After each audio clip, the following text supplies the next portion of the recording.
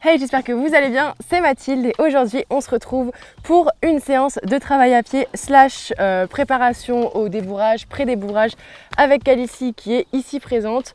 On va faire une petite séance comme ça dans cette carrière avec de la longe, des outils pour la sensibiliser à certaines choses et la désensibiliser à d'autres. On va faire ça, j'espère que ça va vous plaire, c'est parti!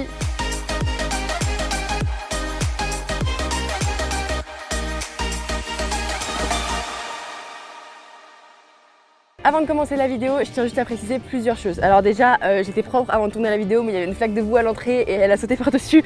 Donc j'ai de la boue partout. C'est les aléas du tournage avec des chevaux. Ensuite, les autres choses que je voulais préciser, c'est la première, que je ne suis pas cavalière professionnelle. Je ne suis pas coach. Moi, je donne des conseils qui m'ont été transmis, que j'ai appris par différents coachs, différents enseignants. Donc voilà, vous pouvez regarder et apprendre des choses. Je peux sans doute vous transmettre certains points que moi j'ai appris récemment ou pas d'ailleurs. Ce que je vous conseille, c'est toujours d'être encadré si vous travaillez un jeune cheval, surtout si vous n'êtes pas cavalier professionnel, peu importe votre niveau, c'est toujours important d'être encadré. Donc voilà, moi j'ai toujours commencé les séances avec Calicie en étant encadrée et là aujourd'hui je vous montre ça toute seule, mais on a fait de nombreuses séances avant de vous filmer ça. Dernier point de rappel, c'est le rappel sécurité. Quand on travaille à pied, on met son casque et quand on met un licoletto, on met une ficelle pour que ce soit la ficelle qui casse et pas la nuque du cheval et on fait un nœud en arrière pour pas que ça énerve le cheval et que ce soit dans sa tête. Je crois que c'est bon, on peut commencer. Donc la première chose que je vais commencer par faire, c'est installer mon cheval dans son espace de travail. Donc ici c'est une grande carrière, donc on va commencer par lui montrer tous les coins à pied, évidemment, puisque c'est une séance de travail à pied. Je vais marcher à sa gauche, comme on marche habituellement. On marche à gauche du cheval, mais je vais aussi marcher à sa droite parce que c'est important d'apprendre à un jeune cheval à marcher les deux côtés pour avoir moins de problèmes après, par exemple quand on sort en extérieur ou quand on est en concours ou quoi.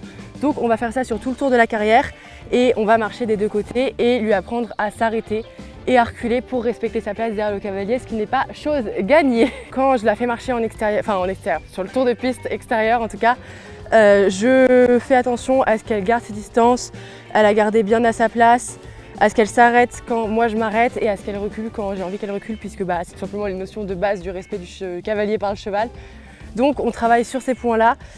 C'est des points qu'on a appris au fur et à mesure du temps, ça vient pas tout de suite, mais c'est important de poser les bases dès le début parce que ça reste des jeunes chevaux. C'est ce qu'ils vont garder en mémoire toute leur vie, donc c'est important de garder cette notion de quand je marche, il marche et quand moi je m'arrête, il doit s'arrêter aussi. Là, ce que je vais essayer de faire, c'est de marcher en étant à main droite, mais en étant à sa droite. Et je vous avoue que c'est pas compliqué pour elle, c'est compliqué pour moi parce que j'ai l'habitude de marcher à main gauche, à la gauche du cheval. Et marcher à droite, c'est vraiment très étrange. Donc, vu que c'est pas Sligo sait le faire, mais vu qu'on commence, je préfère l'apprendre tout de suite pour éviter d'avoir à le faire plus tard tout simplement. Voilà. Premier exercice qu'on peut faire avec un jeune cheval que moi j'ai commencé par faire, c'est lui apprendre à rester dans son espace, donc notamment par le reculer et le fait qu'il reste en place même si nous on bouge et qu'il vienne uniquement vers nous quand on le souhaite. Je vais essayer de vous montrer ça, c'était pas très bien expliqué, mais en gros moi pour le reculer j'utilise ma longe qui est une longe éthologique, donc ronde. C'est important de travailler avec une longe ronde pour que ça blesse pas les membres si ils s'en mêlent les pinceaux dedans ou si ça passe par exemple au niveau des sabots. Toujours travailler avec une longe ronde et c'est aussi pour ça que c'est une longe de 8 mètres parce qu'on peut tout faire avec. Donc on va commencer par le reculer. Vous pouvez utiliser un mot par exemple, genre back ou reculer. Et en fait moi ce que je viens faire, c'est que je viens prendre mon licol au niveau du bas du licol et avec ma longe je vais venir faire des mouvements devant le cheval. Et du coup ça recule. Après ça vient pas tout de suite du premier coup, ensuite ça vient uniquement en marchant vers le cheval et uniquement avec la longe. Au début évidemment il faut mettre un petit peu plus de pression sur le licol, mais c'est quelque chose où à chaque foulée vous pouvez dire par exemple back ou alors demander au cheval de reculer. L'intérêt à cet exercice, c'est que le cheval reste dans son espace, qu'il recule et en fait apprendre à reculer c'est important. Pourquoi? Parce qu'il suffit qu'il vous double à un moment, que vous ayez besoin de reculer à pied, à cheval. Il faut apprendre à reculer à la voix et au mouvement de longe. Donc voilà, ça c'est les petites bases à mettre comme marcher en main avant de commencer des exercices. Mais bien sûr, on peut cumuler tous les exercices dans une même séance en les faisant chacun 5 minutes. Ça permet d'aborder un peu tous les thèmes et de ne pas rester sur juste le reculer pendant 1 heure, ce qu'il ne faut surtout pas faire. Donc voilà, important de mettre un peu les bases, marcher en main, reculer, s'arrêter en main avant de passer aux exercices.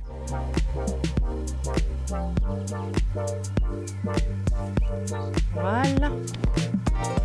Et en fait, quand on fait venir le cheval comme ça, en l'ayant laissé arrêter juste avant, c'est important de lever les coudes, moi c'est ce qu'on m'a appris, et de le faire venir quand nous on veut.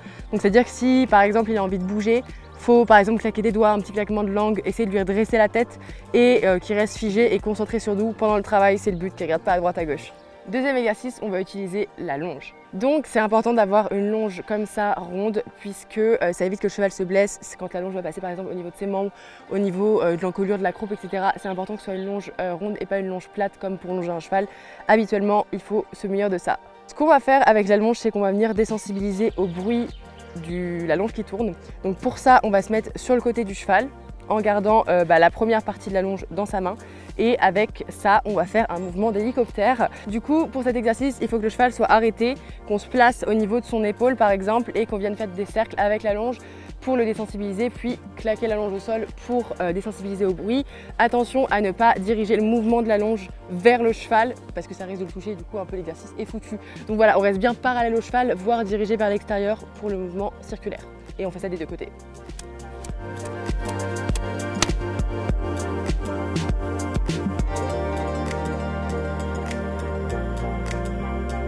Pour la suite, il va toujours falloir avoir une longe et ce qu'on va faire cette fois-ci, ce n'est pas faire du bruit, c'est passer la longe comme quand on vient attraper son cheval au pré. Donc pareil, le cheval est arrêté, il est dans son espace et on vient passer la longe comme ça.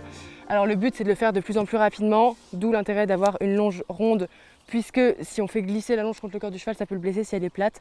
Donc on fait ça comme ça, on passe partout et ce qu'on fait c'est qu'on vient sortir la longe par la croupe. Et on vient sortir la longe par les oreilles en imitant une paire de rênes tout simplement, comme ça et comme ça, pour habituer à sortir les rênes. Et on répète ça des deux côtés, partout, avec toutes les longueurs de longe, à toutes les vitesses, sans taper le cheval bien évidemment. On ne lui balance pas la longe sur le dos, on reste en douceur, mais le but c'est de désensibiliser aux rênes, aux fils qui pourraient être derrière, à tout ça, et puis surtout venir les chercher au pré sans qu'il y ait de problème.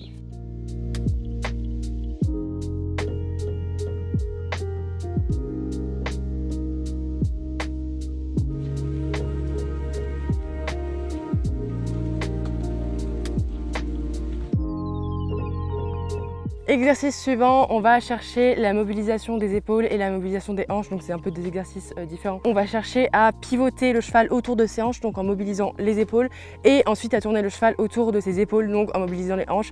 Très utile à cheval pour tout ce qui est après, genre pirouette au pas, pirouette au galop, mais bon, on n'en est pas là. Très utile également en balade, ou même quand vous voulez juste mobiliser le bassin du cheval et les épaules quand vous êtes à cheval. Je vous montre ça tout de suite, on va commencer avec les épaules. Pour les épaules, ce qui est important, c'est que là par exemple, on va choisir d'aller vers la droite.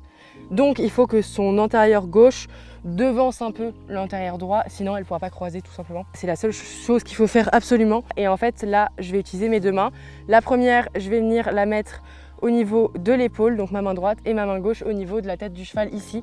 Et en fait, il va falloir le faire pivoter de façon à ce qu'il croise les antérieurs et qu'il tourne autour de ses hanches tout simplement.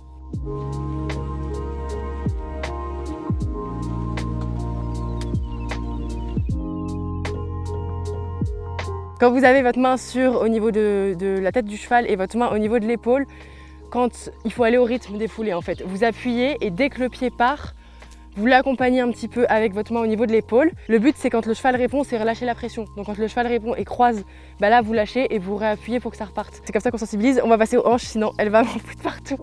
Pour mobiliser les hanches, ça va être après la même chose, sauf que là le but c'est de ne pas toucher le cheval. Et pour ça, on va garder la tête du cheval près de soi et on va se diriger vers les hanches. Et le but c'est en fait tout simplement de venir déplacer les hanches du cheval à l'aide d'un mouvement de longe. Pareil, on essaye d'être en rythme comme avec les épaules et le but c'est de mobiliser les hanches et d'après avoir un cheval qui répond aux aides à pied comme un cheval. Ensuite, on va passer à l'exercice de flexion qui est un exercice assez simple qu'elle fait naturellement. On vient se positionner sur le côté du cheval et le but c'est qu'on ait une réponse comme ça, qu'il y ait une flexion de la tête du cheval pour ensuite pouvoir travailler avec des rênes d'ouverture à cheval et tout simplement pouvoir étirer son encolure et avoir une réponse claire et nette de sa part et ça marche pas trop mal. Voilà, on n'a pas trop de soucis à se faire à ce niveau-là, ça tourne la tête. Mais en gros, on va travailler avec la longéto pareil en faisant une reine d'ouverture tout simplement, mais à pied. Pour la suite, moi j'utilise un drapeau de Pony Games. Comme ça, vous pouvez utiliser un drapeau que vous avez, mais ça c'est le format pratique parce que c'est un bâton en plastique avec le petit bout comme ça. Petite anecdote comme ça, je pose ça là. Ça m'a été très utile puisque Sligo a fait du travail à pied avec ce genre d'outils pendant 2 à 3 ans après que je l'ai acheté. Et un jour, on s'est retrouvé sur un tournage de rap et on m'avait pas prévenu, la production m'avait pas prévenu, mais la fille qui devait monter Sligo a cru, qui n'était pas cavalière bien évidemment, avait un drapeau qui ne faisait pas cette taille mais qui faisait genre 1 mètre carré et elle devait le brandir comme ça en l'air. Autant vous dire que les années de travail à pied avec ce genre de trucs ont vraiment payé parce que le poney n'a pas bougé. Donc voilà pourquoi c'est important d'utiliser ces trucs là. Ça aide toujours et ça peut toujours servir. On ne sait pas de quoi demain est fait. Ça se trouve, vous devrez vous aussi secouer des drapeaux sur le dos de vos chevaux pour des tournages, pour des pubs, pour n'importe quoi, pour des photos, même pour Instagram. Donc ça se trouve, vous en aurez besoin. Ça peut servir. Alors avec le drapeau, ça va être un exercice assez simple. Le but c'est pareil, donc celui-là fait pas beaucoup de bruit parce qu'il n'est pas très grand, mais le but ça va être de le passer partout, sur les côtés, ça c'est facile. Après entre les jambes du cheval, donc moi elle bouge pas évidemment, il n'y a pas de réaction parce que bon bah il connaît, mais il peut toujours avoir une réaction qu'on n'attend pas. Ça peut être sous le cheval, ça peut être au-dessus puisque c'est là où le cavalier va passer. Quand il sera à cheval, c'est là que ça va bouger là-haut, quand on bougera les mains, quand on se ressemblera, etc. Donc c'est important de désensibiliser cette zone-là, derrière aussi, enfin partout tout simplement, la tête, devant. Voilà, ça c'est le problème avec les chevaux qui aiment bien jouer, c'est qu'ils bouffent tout. Donc il faut surtout pas leur apprendre à faire ça parce qu'après ils boufferont les cuirs et tout. Donc on leur apprend dès le début. Mais ce genre d'outil, il y a des chevaux, elle ne réagit pas du tout. Sligo, la première fois qu'on l'a fait, genre vers 2012-2013, qu'il n'avait jamais fait de travail à pied, je peux vous dire que ça bougeait beaucoup plus que ça. Donc là, voilà, je vous montre, mais essayez avec vos chevaux, je vous assure que le résultat ne sera pas forcément celui-là.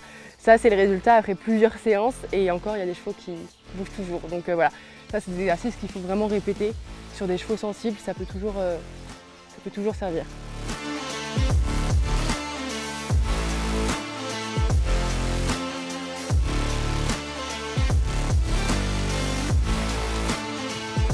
Après, une fois que vous avez passé l'étape du petit drapeau, vous pouvez passer sur un grand drapeau ou comme moi sur un sac plastique comme ça. Non, je toujours pas.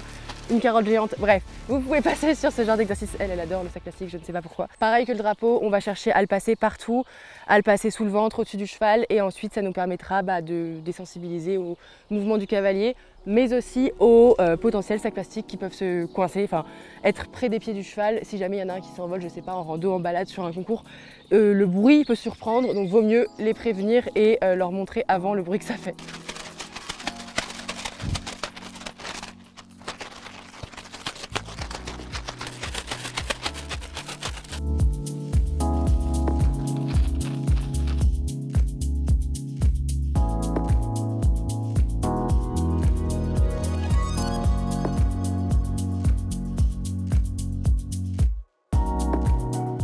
Dernier exo de la séance d'aujourd'hui qu'on peut faire à part longer le cheval, c'est utiliser un surfait. Alors ça c'est un surfait classique, tout simplement. Vous avez des surfaits de voltige qui sont pratiques pour apprendre au cheval à porter le cavalier avec des poignets, c'est plus simple.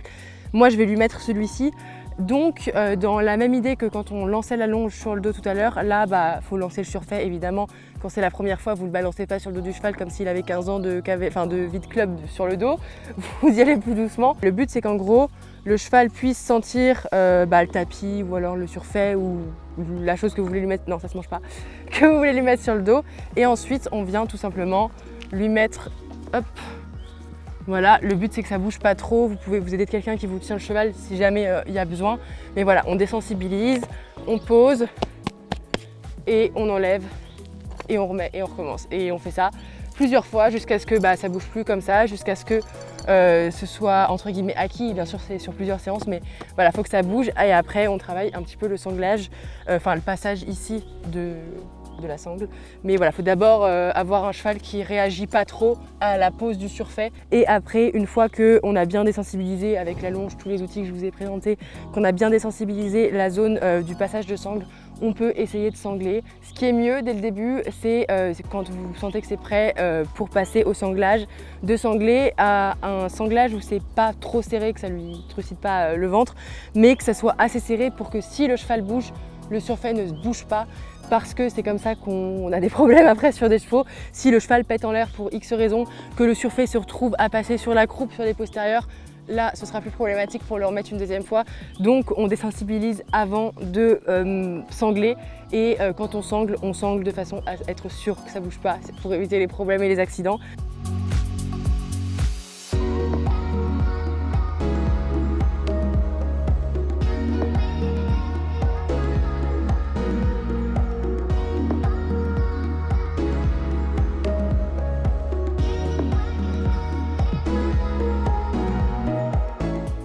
Avant de terminer la séance, on va passer à la longe. Moi là je la longe avec le surfait. On vérifie bien que c'est sanglé comme il faut avant de partir sur un cercle pour pas avoir de problème comme je vous ai dit. Et là je longe avec un surfait. Bien évidemment quand on commence la longe, on ne longe pas avec un surfait, vous longez le cheval comme ça mais sans le surfait. Et on va commencer par l'envoyer sur un cercle à main gauche. Et ensuite, ça fonctionne un peu comme la longe d'un cheval normal. Le tout, c'est de se tenir droit et d'établir des codes avec le cheval que vous utiliserez. Oh là. Et après, je vais venir travailler avec des petits plots que j'ai mis dans la carrière et qui vont me permettre en fait de travailler sur des tailles de cercles différentes. En gros, un coup je vais passer au milieu, devant le petit plot, un coup je vais passer au milieu et un coup je passerai derrière celui qui est au fond.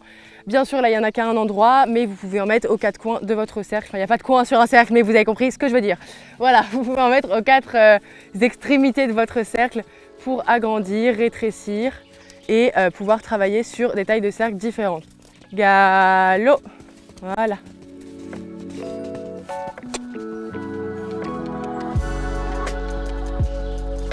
Oh.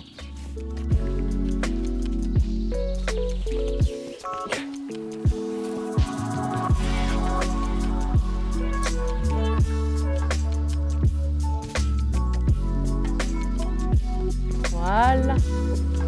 Oh là. On vient de terminer la longe, j'ai fait un petit peu aux 2 mains, comme vous avez peut-être pu voir, le changement de main est assez facile. Le tout c'est après de ne pas leur apprendre que dès qu'on s'arrête on change de main parce que du coup sinon ça change de main un peu trop vite. Donc parfois ce que je fais c'est que je suis à main gauche, je l'arrête, je repars à main gauche, je l'arrête, je repars à main gauche, je l'arrête et là je repars à main droite. Et ensuite je l'arrête, je change de main directement. En fait il ne faut pas faire on l'arrête, on change de main, on arrête, on change de main. Il faut parfois rester du même côté pour pas que ça devienne une habitude. Ils sont très intelligents et ils font l'exercice un petit peu trop... Ah bah c'était dur, hein. Un petit peu trop facilement. Sinon pour l'arrêter, moi ce que je fais c'est que je lève la main et je la lâche du regard. Comme ça je me déconnecte d'elle dans la séance. Et ça s'arrête quasiment tout seul sur la longe. Alors ça s'arrête pas toujours sur le cercle, donc c'est à ça qu'il faut... Ouh là là, c'est à ça qu'il faut faire attention. Bah oui. C'est à ça qu'il faut faire attention, il ne faut pas que le cheval s'arrête face à vous, donc après c'est un travail pour le remettre sur le cercle, le faire reculer et l'arrêter sur son cercle pour pas avoir d'accident. Voilà tout le monde, cette vidéo est déjà terminée, n'oubliez pas de la commenter si ça vous a plu et de me dire dans les commentaires ce que vous en pensez, si vous avez des exercices à vous, si vous voulez une autre vidéo à ce sujet ou si vous avez des questions. N'oubliez pas également de liker, de partager, d'aller me suivre sur Instagram et TikTok, les liens sont dans la barre d'infos. N'oubliez pas également que mon agenda, mon livre et les chaussettes Matchless Lego sont disponibles, les liens sont dans la bio. N'oubliez pas également de vous abonner à la chaîne, c'est important. Et moi je vous retrouve samedi prochain à 10 h. Bye!